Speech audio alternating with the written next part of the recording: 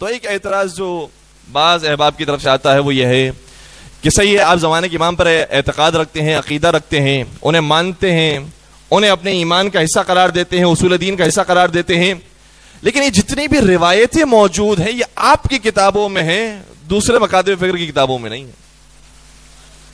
اگر آپ اپنے ایمان کو ثابت کرنا چاہتے ہیں تو پھر دوسرے مکاتب فکر کی روایتوں کے اندر بھی ہونا چاہیے، اور قرآن کریم میں بھی اس کا ذکر ہونا چاہیے، کیونکہ قرآن کریم میں تو ہر چیز موجود ہے، تبیانا لکل شیء، قرآن کریم میں ہر چیز کا علم موجود ہے، ہونی چاہیے۔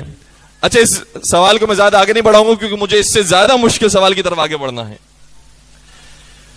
اس سوال کے جواب میں ہمارے عالم دین نے کتاب لکھی ہے، اور کتاب واقعاً پڑھنے والی ہے، دوسری زبان میں لکھی ہوئی کتاب ہے، لیکن اردو زبان میں بھی اویلیبل ہے۔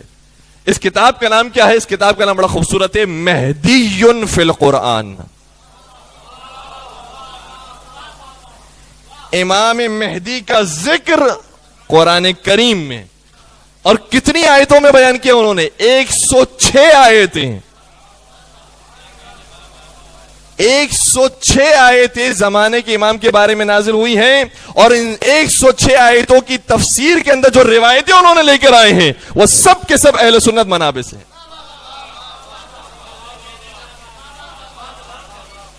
اپنی کسی کتاب کو ذکر ہی نہیں کیا ہے، ساری اہل سنت کتابوں سے روایتیں جمع کی ہے، اور یہ کتاب اردو زبان میں اویلیبل ہے۔ میں درخواست کروں گا اپنے نوجوان ساتھوں سے کہ اس کا مطالعہ کیجئے، اور جو سب سے پہلی آیت جو انہوں نے بیان کی ہے کہ زمانے کے امام کے بارے میں آتی ہے، وہ کون سی آیت ہے؟ سورہ بقرہ کی ابتدائی آیت ہے۔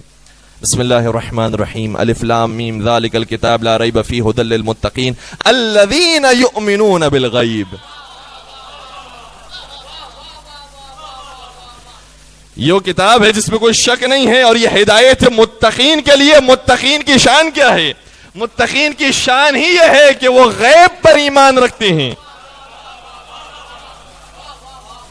وہ غیب پر ایمان رکھتے ہیں۔ اور صحیح ہے کہ قرآن کریم کی جب بھی کوئی آیت آتی ہے تو اس کا ایک مصداق ضروری نہیں ہے، بہت سارے مصادیق ہو سکتے ہیں۔ پروردگار غیب ہے، ابھی ہمارے لیے نبی اکرم بھی غیب ہیں، فرشتے غیب ہیں، جنات غیب ہیں، جنت و جہنم غیب ہے، بہت ساری چیزیں غیب ہیں۔ لیکن یہاں پر جو روایت کے اندر مصداق بیان ہوا، شیخ سلیمان قندوزی حنفی نقشبندی کی کتاب ینابع المودہ کے اندر یہ روایت موجود ہے کہ نبی اکرم نے ارشاد فرمایا اس غیب سے مراد غیبت امام مہدی علیہ السلام۔